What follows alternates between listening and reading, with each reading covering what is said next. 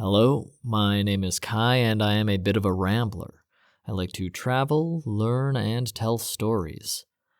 And I'm going to tell the second part of a story I started last time, because today is all about my favorite Chinese foods. That's right, part 2. Now, I named a bunch of very specific things that knock my socks off in the last installment, like Pijiu Kaoya and Ma La Swan Tai La Ro. So today, I realized I didn't mention the broadest things, and the first thing that convinced me Chinese food was now my favorite food. You know what else I want to say? Before I went to China, I did not like Chinese food as a whole.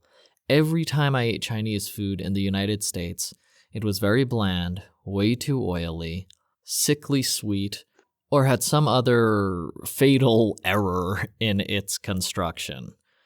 So the only thing I could ever eat was an egg roll, and I couldn't even eat many of those in the States because they were just oily, goopy messes. So I was kind of worried about going to China, but not that worried. I was like, they're going to have something I like over there. It's fine. And the second night in Beijing, the night after the day I arrived, I was taken by the other teachers in the school to my first Shaokao, which is Chinese barbecue.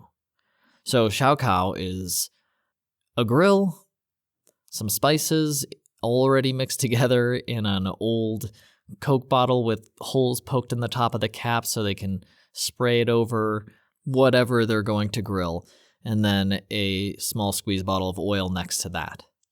And that is a simple setup, and then there's a big glass case behind, or a whole bunch of platters set out on the table near the cook with everything, with enoki mushrooms, shiitake mushrooms, pork, bacon, beef, everything, like at least 50 different things that you can choose from. Every single place has dozens and dozens of choices. And you just put everything you want on a plate, give it to them, they grill it up for you, and then serve it.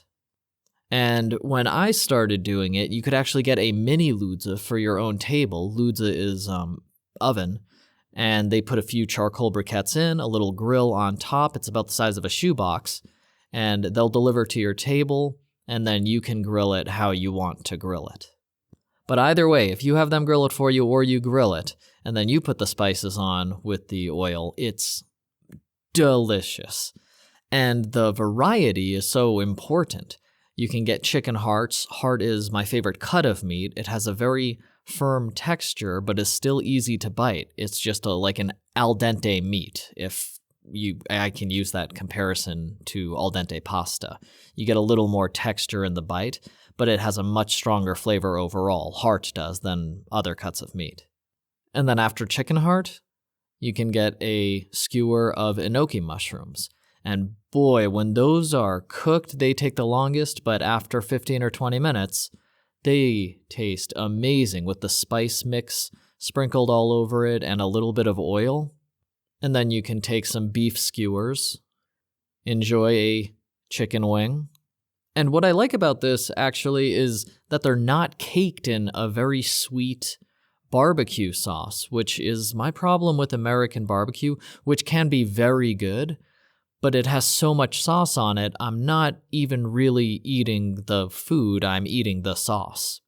Now, I do love some barbecue sauces, and I'll happily eat the sauce, but it is nice with Chinese food that I'm eating and getting all of these different flavors from the foods themselves. So get some jiucai in there, which is garlic chives. Get some xianggu, which is shiitake mushrooms. Grill up some quail eggs. Different types of sausages, alternating pork and jalapeno. Red and green pepper stuffed whole fish. Marinated pork and beef sticks. Potato, every type of tofu and soybean derivative there is. Octopus, shrimp. I mean, there's, like I said, dozens of choices at every single barbecue place, and you can just take as much or as little as you want, literally 3 pieces or 103 pieces, and you give them to the person, they'll cook them all up for you, or you take it to your table and start grilling them all, And then you and your friends sit around this table, grill for hours, 4, 6, 8 hours. Very frequently, we would go to our favorite spot at the time, just the best grill master, lounge around, get there after work at 8 or something, and we'd be there till 2 or 3 in the morning. Because beer is an essential part of this equation. They also have cold beer. That usually made the favorite one, because often beers are just kept in a plastic rack, but they also have Liang Pijiu, the cool beer, and foreigners all like the cold beer. So you crack a beer, wait for your stuff to cook, eat a few skewers, have some more beer, wait for the next round to cook, and you can just slowly while the night away, enjoying a dinner with your friends while talking about whatever you want to talk about in a very relaxed setting and environment and attitude. And it's so communal. Sometimes because you're cooking together, or sometimes because the guy who's cooking sucks at cooking chicken wings or doesn't do them the way you all don't like it. So it's a very fun way to everyone get together, eat together, and everyone's going to get what they want to eat because there's so much to choose from. The spice mix is perfect. It's usually the main Chinese spices all mixed together, a little bit of oil on it, cooked simply, and all the flavors from the food, you can really taste them. Xiaokao is so much fun, and I only ate that as the communal food. I didn't really get into hot pot yet, or chuan chuan xiang, or chuan chuan, which those are next, coming up. So I was blown away by Xiaokao. It was just all the foods I like, and then a whole bunch of new foods that I found out I loved, like chicken heart or enoki mushrooms, grilled tofu. Like, I had tried these things, but on a grill, the flavors are distilled, and you have this little spice mix, and you have a cold beer next to you, and your friends are around you, and everyone's having a great time talking and eating and at a leisurely pace. And you can buy as much as you want because you're making so much money relative to the cost of living. English teachers make as much as a middle-class businessman in China, probably, with a 4-year degree, and at times more than them. So that's like $2,500 a month. And your cost of living is easily $500 a month or less if you're trying to save at all, and $1,000 a month if you're not trying to save at all. So at the end of each month, you have an extra $1,500 pretty easily, every single month. This was the first time in my life that I had enough money to eat what I wanted and as much as I wanted. And boy, did I eat what I wanted. I just devoured buckets of the food like it was crazy. And, I started running so much, like I mentioned in the last food podcast, and that was good because if I didn't, I would have exploded. I found out when I visited my family back in the States that year, for the first time since I was in China, that I had gained like 20, 30 pounds, a lot, more than I had ever gained in my life. And when I saw a picture from my trip a few weeks later that my mom mailed to me, I was shocked and asked my whole family, why didn't anybody tell me I got fat? And everyone was like, well, you didn't get like fat. Yeah, you were just kind of fat. We thought you knew. And I should have. It was pretty apparent, but maybe I was just so drunk and so completely sated every single day that I didn't even pay attention to how much I weighed. So Xiaokao, even though it's not my favorite communal meal anymore, will certainly always hold that place in my heart of the first time I had true communal meals. And not only could I afford all the food I wanted, I could buy all the food that my friends wanted also. And I did that constantly in the first few months I was there. I bought most dinners as soon as I got my first paycheck, and I realized how much I was going to be saving every month, and I knew that I was going to stay there as long as I could. I just started buying dinners because it's maybe $20 here and there for 4 people, and I can just buy my friends who I appreciate, who are helping me in this new country and I just enjoy being around. I can buy them dinner. That feels great that I can give something back to people who are guiding me through a new reality, a new mode of existence. I mean, I knew nothing. I needed help talking to everybody except basic restaurant food ordering. I needed, a cell phone. I needed a new laptop. I needed a bicycle so I could ride to and from. I needed help with everything. So it was really nice that I was able to pay these guys back by buying them Xiao Kao every single day because we all loved Xiao Kao. And then after a while, they were like, okay, you have to stop paying. And it got into the normal Chinese thing, which is whoever wants to pay pays, or you all pay together. But more frequently, one guy will just throw 100 kwai on the table and be like, all right, I got everyone covered. Actually, the Chinese way is to say you're going to the bathroom and then pay up front and then walk back to the table with a really smug look on your face and wait for everybody else to find out that you bought them dinner. Kai got the bill again? Oh, Kai, no, you can't. No, guys, it's okay. I'm just a really good person. I don't know, I'm just a great guy. What can I say? It is fun to pay and give back a little bit. And know that you're definitely still going to have savings at the end of the month anyway, because you're making so much relative to the cost of living. Okay, Xiao Kao is fantastic. I did that the whole time I was in Beijing. And those same two friends were with me pretty much the whole time, those first two guys that brought me to China. And me and Bill especially would ride our bicycles or motor scooters around. And I liked to explore, clearly. I'm a big exploration guy. And when we were on the way back, I'd see a random alleyway and just ask let's go down there. And many times we'd go down there, there'd be nothing going on for a half mile. And then in a corner, there's, forest or nothing behind it. In a super narrow alley, there's some old guy with 50 trays of food and a grill in front of him.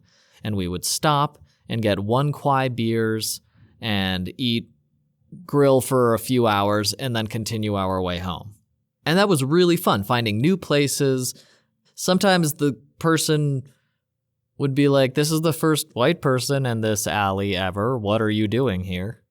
And it was always just fun finding new places and riding around to new places so you get a bunch of exercise in, have great food, some beers, and then bike on home, looking forward to the next time you get to go on this grand Xiao Kao adventure, which was usually the next day.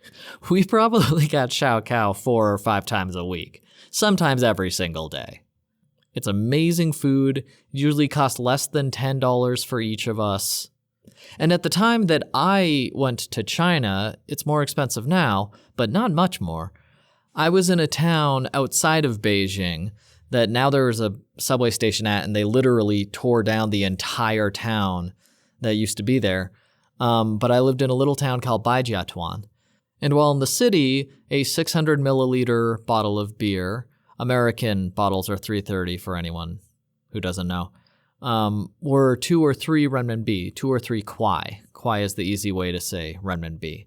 Renminbi is the dollar to the kwai bucks. So $2 or $3 in Beijing. But in our town, outside of Beijing by, 45-minute bike ride or something, all the beer was 1 kwai each. So 600 milliliter for 1 kwai, about 16 cents at the time with the exchange rate. Now, the math there is 6 of those bottles is about a gallon for you Americans, and a gallon of beer was about $1. A gallon of beer. Now, Chinese beer is generally lower percentage, and this was 2.5 to 3%, but a gallon of it was $1. So 10, 20 beers each, $4 or $5. Not crazy to think about, and certainly not an impossible feat to overcome, because we did that many, many times. So that is Chinese barbecue to me. That is Xiao Kao. Great food, every type of food you could want. A true exploration because it's on every street corner. Sometimes people are pedaling Sanlun Chuz, the 3-wheeled bikes with it on the back. Everyone has something different, so it's exciting when you go to a new place, but they still have so many options. Some people use different spices. And I could eat as much and drink as much as I wanted, and then have a great long ride home under the smoggy stars, admittedly. That smog was the bane of China, and still is. If that smog wasn't there, and I still stayed in China for 6 years, I might have stayed longer. In any case, it certainly didn't dampen my spirits or enthusiasm for Shaokao, and we went constantly, multiple times a week, for every single year that I was in China, and it was great. The memories for me are fairly unbeatable. Go out to dinner with all of your friends. You don't have to worry about the expense. You're enjoying food that you love, drinks that you love. As late as you want to, you collapse into bed. You roll out of bed at the crack of noon or 2 p.m., work for 2 hours, and then get right back out there for the next Shaokao night. Now, like I said, I do love Shaokao, but it is now my least favorite among my favorites of communal dining.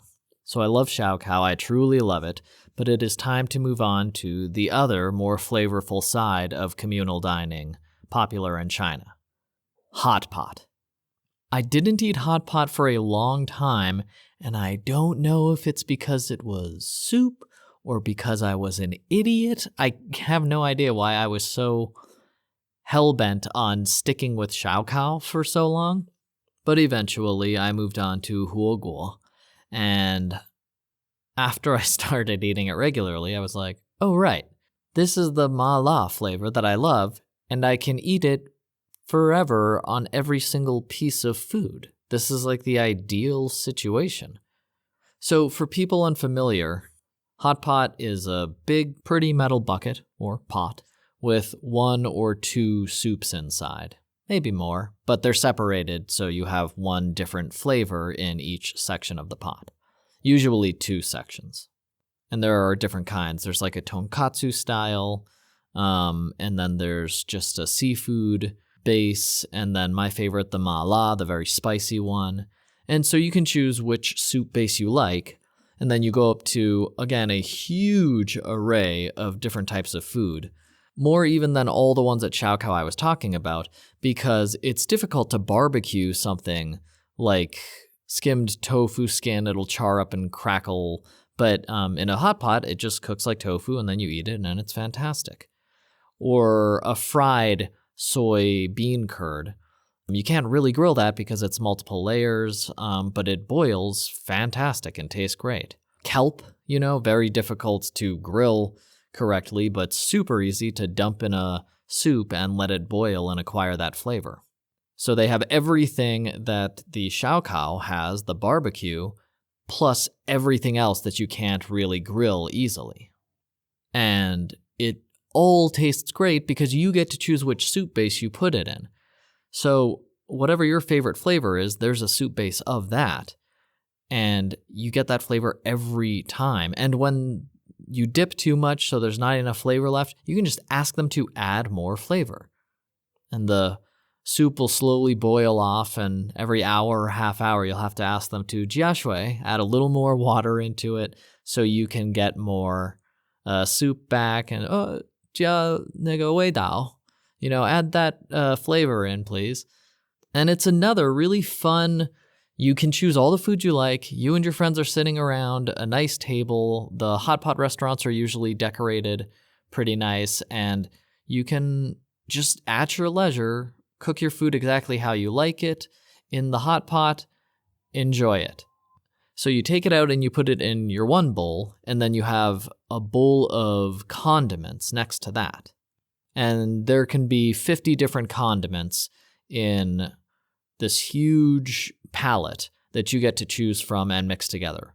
Oyster sauce, shoyu, tahini, there'll be chopped chives, chopped garlic, cocktail sauce, everything. Like there's all these different kinds of sauces and condiments and chopped minced vegetables, and you can mix your perfect sauce that you like.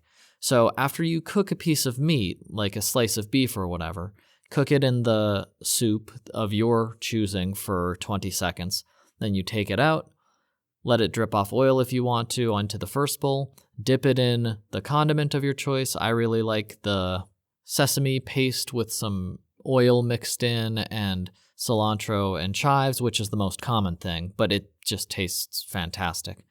The really spicy flavor, especially of my mala soup with the mollifying flavor of the sesame paste is fantastic. And you just leisurely eat exactly the flavor you like with the exact condiments you like, and you can get as much of that as you want. If you need more, you get up and get more. Of course, there's beer flowing everywhere, and my only problem is that I can't eat it outside, which is what is so nice about Shoukao. And you can find hot pot outside, it's just far more rare than Shoukao. But the hot pot just offers so much more variety, and the flavor itself with the hot pot base is so strong that it's pretty easy to overlook having to dine inside most of the time. Another great thing about hot pot is that there are a bunch of them that are all you can eat. So you go in, you pay $12 or so, and then you can eat as much as you want. And at my favorite one, in Mentogo in Beijing, you can also drink as much as you want, which is crazy. So I went to that one for my birthday last year. You can eat and drink as much as you want, and they have seafood and every kind of meat and vegetable and just everything, and then a huge case of beer right out front. They also have regular drinks like sodas and waters and everything. That's also all you can drink. But I chose the beer, usually. You can imagine how fun it is just eating and eating and eating and drinking without any care about how much you're ordering. If you have a bottomless stomach, these are the places you want to go. I actually don't stay longer than 3 hours or something because I actually do have a bottomless stomach and I don't want to take advantage of the restaurant. So after 2 hours, I usually just leave because otherwise I'll just keep eating forever. And I've actually entered eating contests and won them. Informal, unjudged eating contests, but some of my Chinese friends would take their friends to compete with me because they heard about the foreigner who can eat mala hot pot all night without even slowing down and drinking like 20 beers. And so they said, well, no, look, foreigners can't eat that much of spicy food. So I'll show up, we can eat together, and I'll show him how a Chinese person really eats. And every time that happened, I got one more plate of steak, and then one more plate of spinach, and then one more plate of pork, and another plate of lotus root, and another plate, and I just kept doing that. So it started out that they were having fun, and then they got really confused, and by the third hour, they were horrified that I was still eating. And I had some fun conversations with them about what was wrong with me and my body, which is nothing. It just appears to have a temporal black hole inside it when I find food that I like. Another thing that's really nice about hot pot particularly is that because of its more upscale cultural designation, I'll say, a lot more business meetings and events are held around a big hot pot table than Shoukao or other street food things that I love. But hot pot has a lot more memories in my head by virtue of being perceived as more upscale, so when something important would happen, we would go there. When I joined the ownership of the school, actually, the first time... Nope, that was hot pot, yeah. We got hot pot. When Chinese friends would introduce me to their friends, we would usually go for hot pot. When I celebrated opening my second school in Chengdu, hot pot. Anniversaries or important dates, hot pot. Paying some money to a mayor so that I could get a visa a little bit faster. We all went to hot pot. Big family gatherings that I was invited to, hot pot is a good venue for those. So I have so many significant memories just by virtue of that vaunted characteristic that hot pot has. Also, I want to say hot pot pots look cool. They do. They're all wavy where they separate the two hot pot bases. It's just nice to be in a hot pot restaurant. Oh, and it smells amazing. Also for hot pot, you get to rent private rooms if you're having an event, and that's not very common in a lot of Chinese restaurants because everyone eats together. Chinese people like to all be in the same room, even 50 tables, everyone's screaming and talking. It's just common to all be in the same room with no dividers. In hot pot restaurants, if there's a thing going on like a business get together or I don't know, a family gathering or a celebration of a wedding anniversary, you can rent out a private room. And it's a really interesting experience because 90% of the time you're in any setting, even if it is a wedding anniversary or some important event, you're sharing it with a whole bunch of strangers in a big restaurant because Chinese people like grand halls. They all like to gather together in public spaces. So 10% of the time or less, you actually have the chance to observe one family unit just together, and then their culture kind of comes out, like their special family culture that's just them. Oh, of course. Okay, the last thing about hot pot that I'll say is that it also taught me how to cook Chinese food. Now, there are tons of ways that you can cook Chinese food, and they're great.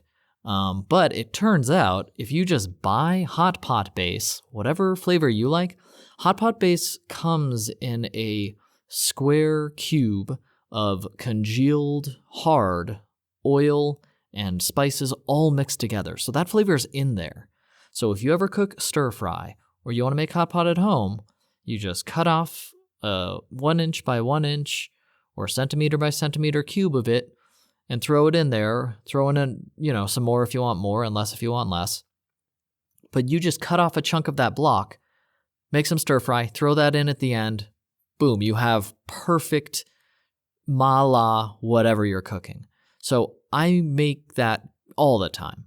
I go to the Asian store, I buy hot pot base, and then that will last for weeks of continuous a sliver off here, throw it in at the end, and now I have mala pork heart, or mala steak, or mala stir-fry vegetables. It's such a good flavor. It's a great flavor every time. It smells great. It's so easy to cook. You just throw it in there. And there are a few hot pot bases, so you can have variety in this loophole for Chinese cooking, I'll call it. I certainly think of it that way. It's just a much easier and faster way to cook fantastic Chinese food, with the exact amount and balance of oil and spice that you like. I recommend trying to cook with hot pot base as much as I recommend going to hot pot itself. It's been such a revolutionary time saver in the kitchen for me. Oh wait, I lied, there's one more thing. I can't say hot pot correctly in Mandarin apparently. I say huo guo, and every single Chinese friend, everyone I've ever known in China says I'm saying it wrong. And I don't know why. They cannot explain why I am saying it wrong, but everybody agrees that huo guo is not correct. I can't hear any difference. They can't really tell me what the difference is between how I say it and how they say it, but they swear that hot pot, huo guo, is not how you say huo guo. It has to be a different something. And that's always kind of stuck in my craw, but I got over it because I love hot pot. Which brings us over onto Chuan Chuan Xiang, which is popular in Sichuan. I think maybe it's from Sichuan. I could look it up, but you can too, so I think it is. Okay, fine, I looked it up. It's from Chengdu. And I didn't eat it until I went to Chengdu. So for the first 3 years, I was mostly just eating Shaokao, and then I ate huo guo, sometimes hot pot. But then as soon as I got to Chengdu, everyone, way more popular, eats Chuan Chuan Xiang. And I was like, oh, what's going on here? But I still didn't eat it for months because it was something I hadn't eaten before, and they had hot pot and Shaokao, and I loved the Shaokao still. So, I like sitting outside eating the barbecue also. That's really fun.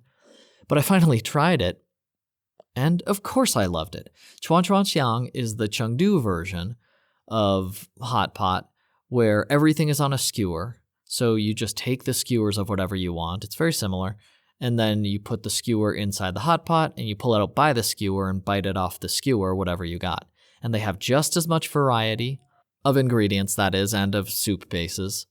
But there can be little chuan chuan xiang and you can get them to go, or there can be giant chuan chuan xiang that you can sit at with your friends and eat it around the table like you would hot pot.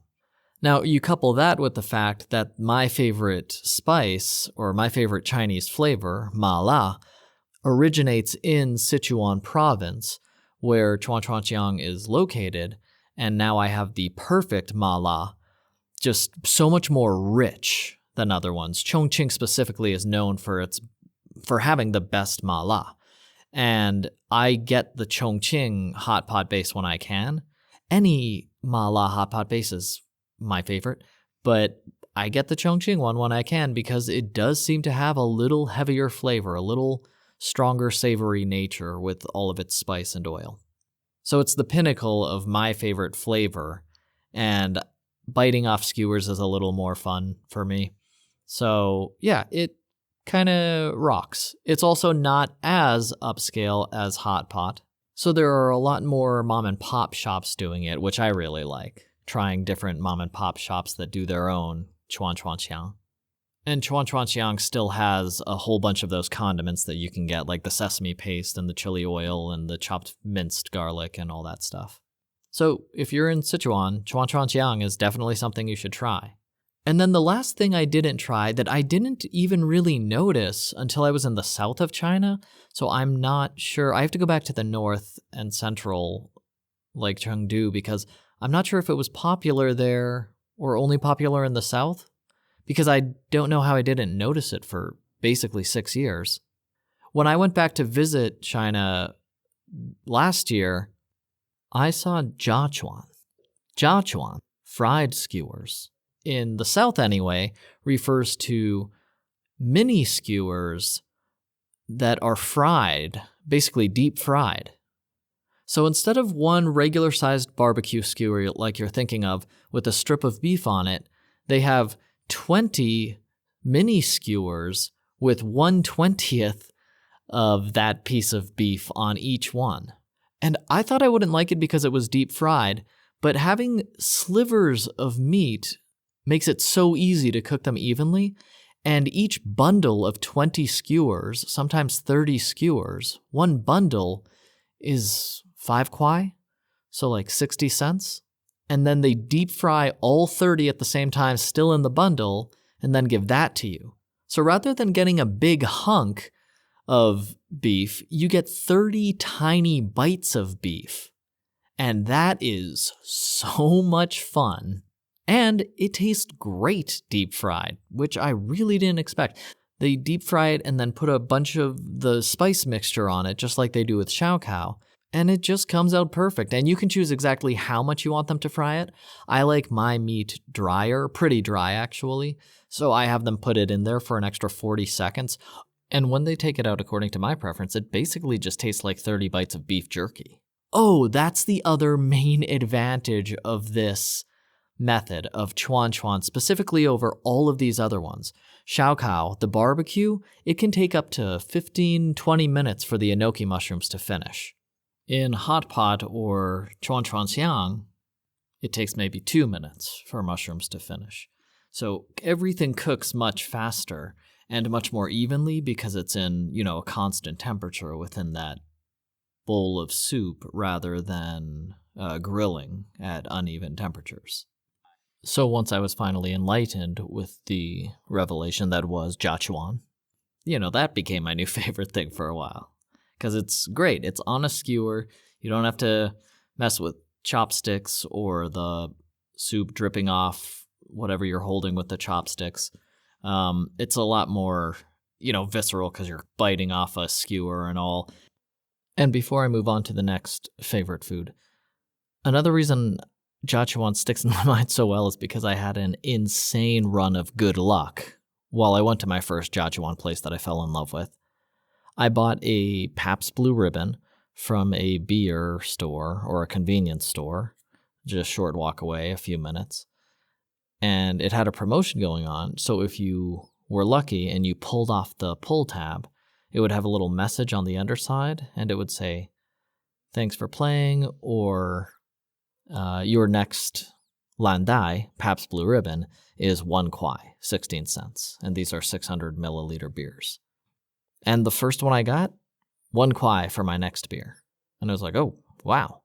And I went back and pulled that, and then I had 2 beers with winning tabs. Your next beer is 1 kwai. And over the, 3 weeks maybe I was there, probably won 20 to 30 beers. And I was buying a lot of beers, but this was still at least every other beer was your next beer is 1 kwai or 16 cents. And it just kept happening. And sometimes I would get them 5 in a row and I would just pay 1 kwai for each beer. And the beers were normally 6 kwai for 1 beer.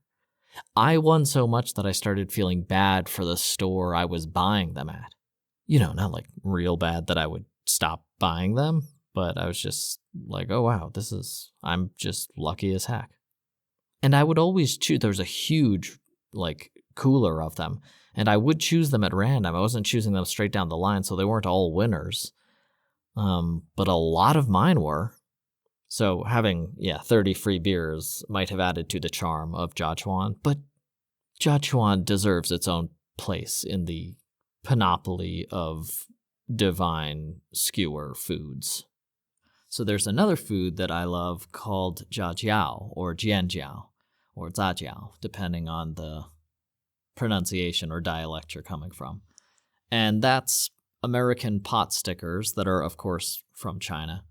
And in China, they much more just boil the jiaozi, the dumplings, or steam them, and then you eat them like that. It's very rare to fry them in oil, so they have the crispier edges and noodle wrappings. But I really like it like that, so I always try and find a jianjiao place that I can stop into. And that's one of the prettiest foods I came across, because I went to this one restaurant that I found that had jianjiao because I was in a new town.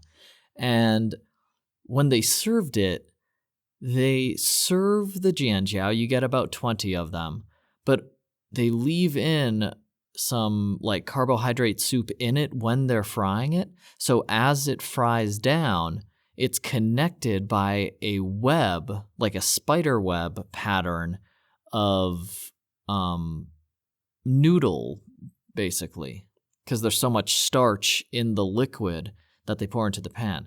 So it's all one connected piece of 20 jianjiao, or those pot stickers, and they're crispy and crunchy and the inside is moist, and you get to eat them and snap off the spider web connecting each jianjiao to all of the other ones, which is a flavorful, crispy noodle wrapping snack. It's very fun to eat like that. That's very rare. I've only seen it in one restaurant. But I love jianjiao and jiaozi. And what this restaurant fried looked like a giant pot sticker snowflake. The pattern was so intricate. But jianjiao are one of my favorite foods because when I realized I wanted to start investing all of my money so that I could live off the savings, I decided to save money for a little while, for several months. Also, I just ate out every single day, so I didn't want to get out of practice so badly with cooking for myself. And I decided that a good place to start was something I never made before, jiaozi, or pot stickers. So I went out and bought the wrappings, 300 or 400 of those, and then I went to my local market and bought all of the vegetables I like, garlic, spinach, carrot, onion, and I chopped up a whole bunch, got a huge mixing bowl, mixed that all in, got some pork, mixed that all up with the vegetables, minced pork, and then I added some soy sauce and some spices, and I mixed that all up, and I didn't let it sit. I think I should let it sit so that the flavor gets more into everything, and then I can add more flavor, but either way, I had this whole bowl, and then I would just spend 2 hours or something listening to a podcast or watching a movie, or usually it was listening to a podcast so I could look at my hands while I was doing it. And you take a little fingerful of the stuffing, you put it in one of the wrappings, you close the wrappings up, that's a pot sticker. put that in the completed bowl, just another mixing bowl on the side. And that's what I did. And I made 300-400 of them at a time.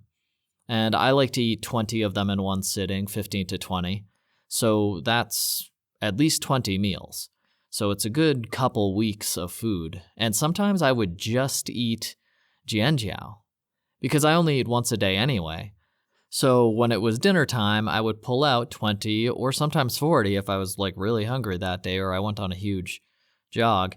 And I would cook up some vegetables and then fry up some jiaozi. And I made them, and I had this huge stockpile, and friends would come over sometimes. I'd cook them for them. Oh, and like I said, I originally started this to save money, and I spent maybe $10 on those 400 jiaozi. Yeah, I would be surprised if it was more than 10, but there's no way it was more than 15. Because 2 pounds of ground pork, most expensive, most would be $5, and that's like a crazy. And then all of the rest of the vegetables, easily $5. Like you can get shopping bags full of spinach, multiple shopping bags for $1 or $2. They're very cheap. So yeah, $10, 400 jiaozi. I had food for 2 weeks with that $10, and I liked making the food, and it tastes great. I made a lot of them, thousands of them over the months that I got back into cooking. And it wasn't the same thing I always cooked every day, but I pretty much the rest of the time I lived in China, I always had some jiaozi in the freezer from when I made them all. So I'd make 400, put them in the freezer, and just take out 20 or whatever each day that I wanted to eat. So if you do want to save money, you can make 400 jiaozi or pot stickers, and then cook them each day, and over 2 weeks you'll have spent $10 on food and saved the rest of your food budget. It's a good, easy way, delicious way to save money. And to do this really traditional Chinese activity, like you'll see them in jiaozi shops, you'll see the workers like making them just like how I described making them. They make a huge bowl of stuffing, put it inside the wrapper, close up the wrapper lid so it looks like a pot sticker, put it down, do the next one, dumpling, until they have piles of dumplings. So you can do that yourself, and it's a cool way to become part of the culture, I think.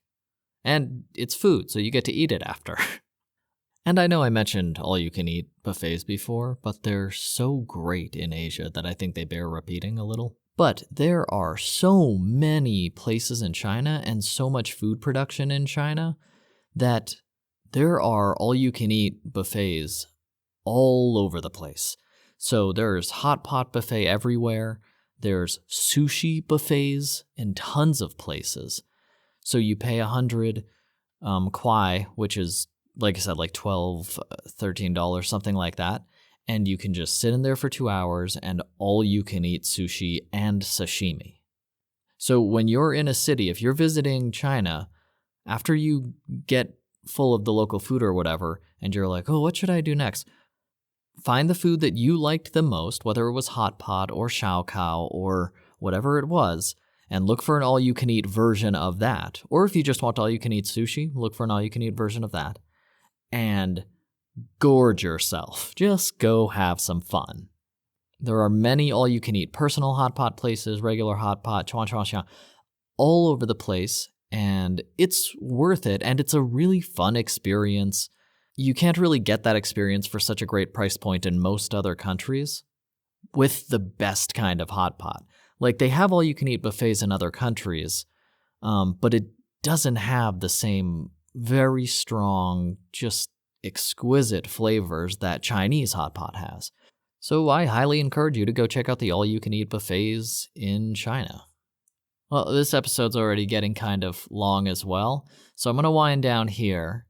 Remind you that you can get over to China if you want to, if these foods sound great, and boy, are they great.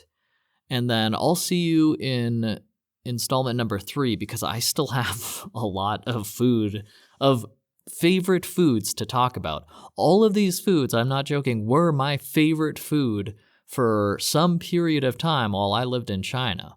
And it's really difficult to choose one or even 10, because I would be like, oh, this is the best thing I've ever eaten. I love this. And then I would discover something new that I loved and think, oh, wait, this is the best thing ever. I love this.